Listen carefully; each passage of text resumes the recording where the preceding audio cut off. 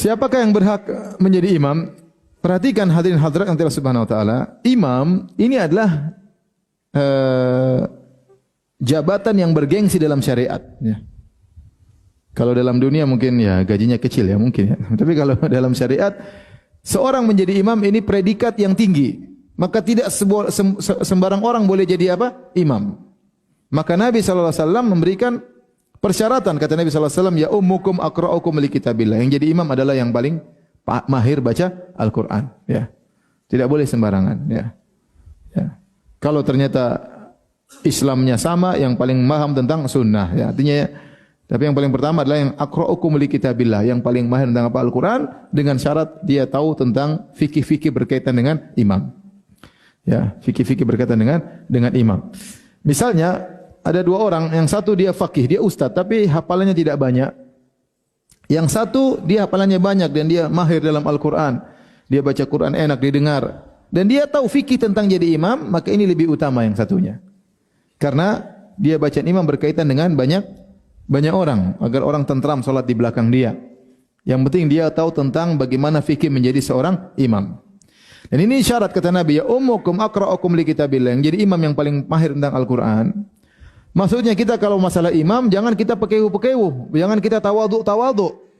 Bukan tempatnya kita tawadhu, oh kamu sajalah, kamu. Padahal kita tahu kita lebih alim daripada dia, lebih mahir dalam baca Al-Qur'an, kita bilang kamu saja, enggak boleh.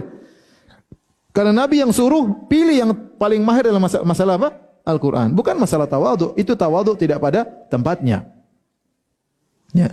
Karena misalnya kita lagi sholat, kamu aja deh. Kita tahu dia lebih mahir dalam baca Al-Quran. Jangan, atau kita tahu kita lebih mahir, terus kita dipersilakan, enggak, kamu aja lah. Tawadhu tidak pada tempatnya. Kalau anda tawadhu di sini, berarti anda menyelisih hadis Nabi. Nabi yang suruh, sallallahu alaihi wasallam, ya ummukum aqra'ukum li kitabillah. Yang jadi imam yang paling mahir tentang apa? Al-Quran. Kalau anda merasa diri anda lebih baik daripada yang anda kenal semua, yang hadir anda lebih hebat, ya udah ente yang maju. Menjalankan perintah Nabi. Ini bukan masalah tawadhu-tawadhuan, tapi ini perintah Nabi sallallahu alaihi wasallam. Karena akhirnya kalau ada kita tawadhu, akhirnya yang bahlul yang maju gimana? Imamnya bahlul, kemudian yang di belakang pada gelisah, tidak puas, ya ente salah sendiri, tawadhu tidak pada tempatnya.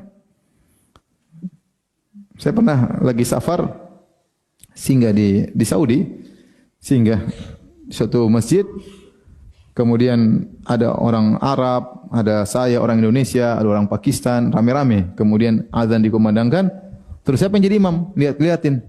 Ada orang Pakistan satu maju dengan PD-nya. Pakai Bangladesh atau Pakistan. Keren. Jenggot panjang, pakai sorban. Wah sudahlah, insyaallah lah. Begitu jadi imam, kacau. Kacau ya. Kalau di sini mungkin biasa, tapi di sana kan mereka semua tahu bahasa Arab, mereka tahu tajwid. Jadi ini ada orang dengan PD-nya maju, penampilan memang yang lain kalah ya. Dia yang paling keren. Jenggot panjang, sorban keren, pokoknya maju jadi imam. Begitu assalamualaikum, assalamualaikum, semua protes. Kenapa tadi ente yang pintar tidak maju ya? Jadi maksud saya, masalah imam itu bukan masalah tawadhu-tawadhuan, masalah menjalankan perintah Nabi. Ya ummukum aqra'ukum li kitabillah. Aqra'ukum li kitabillah. Jadi imam harus yang mahir. Ya, dan kedudukan jadi imam ini bergengsi. Terkadang orang dia ada syahwat pingin jadi imam.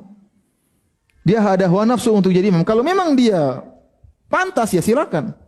Tapi kalau dia enggak pantas enggak boleh. Jangan kita jadikan dia imam. Ya, kecuali memang dia yang punya masjid ya lain cerita. Atau dia yang berkuasa di situ lain cerita. Tapi seandainya kita disuruh milih, jangan pilih dia. Kita bilang kita kumpul, memang kamu yang paling tua, karena paling tua itu pilihan belakangan ya. Masih ada yang lebih utama untuk dilihat, yaitu masalah kemahiran dalam Al-Quran. Ya. Karena ada sebagian tempat, sebagian saya pernah pergi ke satu daerah, yang jadi imam selalu yang paling apa? Tua. Itu kalau tua, kemudian ternyata tajwidnya kurang bagus, hafalannya sedikit, ya. Terkadang baca suaranya enggak kedengaran, ya. Ini kan mengganggu yang lain, kasihan. Jamaah tidak semangat salat tarawih. Terus kalau baca terlalu lama, ya. Jadi kita ingin kemaslahatan bagi jamaah. Mu'adz bin Jabal saja ditegur oleh Nabi karena baca terlalu panjang menggelisahkan jamaah.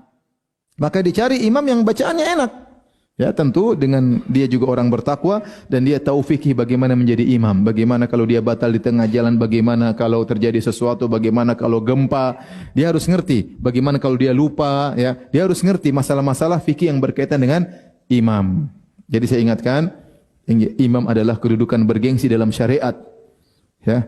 Kedudukan yang predikat yang tinggi, maka tidak sembarang orang boleh menjadi imam. Kata Nabi, ya ummukum aqra'ukum li kitabillah. Jadi imam adalah yang paling mahir dalam Al-Quran. Taib. Bagaimana kalau imamnya masih anak kecil? Ini contoh nyata bahwasanya para sahabat akhirnya milih anak kecil jadi imam karena dia yang paling banyak hafalannya. Kisah Amr bin Salamah radhiyallahu taala anhu, ya. Tatkala Rasulullah menyampaikan kepada dia dan rombongannya, kata Nabi SAW, فَإِذَا حَضَرَتِ الصَّلَاةُ فَلْيُؤَذِّنْ أَحَدُكُمْ وَلْيَؤُمَّكُمْ أَكْثَرُكُمْ قُرْآنًا. Kata Nabi, jika tiba salat, hendaknya salah seorang dari kalian mengadzankan dan hendaknya yang jadi imam yang paling banyak Al-Quran, yang paling banyak hafalannya. Ketika tiba waktu salat, kata Amr bin Salamah radhiyallahu anhu, فَنَظَرُوا, mereka pun lihat. Falam yakun ahadun aktsar Qur'anan minni. Mereka cek-cek, ternyata yang paling banyak hafalannya adalah aku. Lima kuntu atalaqqa minar rukban, karena saya selalu ada orang datang, saya selalu dengar mereka baca Quran, jadi saya yang paling banyak hafalannya. Faqaddamuni baina aidihim, maka mereka orang-orang dewasa tersebut menyuruh saya jadi imam. Wa ana ibnu sittin aw sab'i sinin. Umur saya masih 6 tahun atau 7 tahun. Ini di antara dalil yang sanggup bahwasanya jadi imam bukan masalah umur, umur belakangan, ya. Kalau sudah sama-sama pintar, lebih tua, baru tua yang dimajukan. Tetapi yang menjadi barometer utama bukan masalah umur, tapi masalah apakah dia hafalannya lebih banyak, tajwidnya bagus atau tidak. Karena ini demi kemaslahatan makmum, sehingga mereka bisa menikmati solat tersebut. Ya. Ternyata Amr bin Salamah umurnya 6 tahun, 7 tahun sudah jadi imam. Dan ini dalil bahwasanya imam tidak harus balik, karena 6 tahun belum balik. Tapi tatkala hafalnya lebih bagus, bacanya lebih enak, biar dia yang jadi imam. Biar dia yang menjadi imam. Taib. Sampai-sampai disebutkan Amr bin Salamah radhiyallahu ta'ala tatkala dia ruku kelihatan pantatnya, ya. Karena masih kecil dan sarungnya pendek. Kalau dia ruku, Allahu Akbar, ibu-ibu di belakang, itu pantatnya kelihatan. Akhirnya ibu-ibu mengatakan kepada bapak-bapak, "Wahai bapak sekalian, tutuplah aurat imam kita, ya." Akhirnya dia dibelikan sarung, maka dia sangat gembira dapat punya sarung, karena dulu sahabat miskin, ya, sampai tidak punya sarung, sampai sholat saja kalau pas ruku pantat kelihatan. Tapi intinya ini dalil bahwasanya anak kecil jadi imam itu sah, ya. Dan yang paling utama adalah yang paling banyak hafalan Qur'annya atau tajwidnya yang bagus, dengan syarat dia mengerti tentang hukum-hukum fikih berkaitan dengan imam.